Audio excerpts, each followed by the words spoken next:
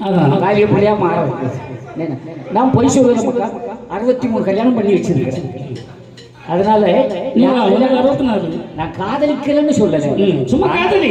ஆனா கல்யாணம் பண்ணாத, காதலோட கட் பண்ணிடு. அப்ப வந்து இவ்வளவு பெரிய கூட்டத்துல இதுவா உபதேசம்? ஆனா காதலிக்கதே கல்யாணத்துக்கு தான்.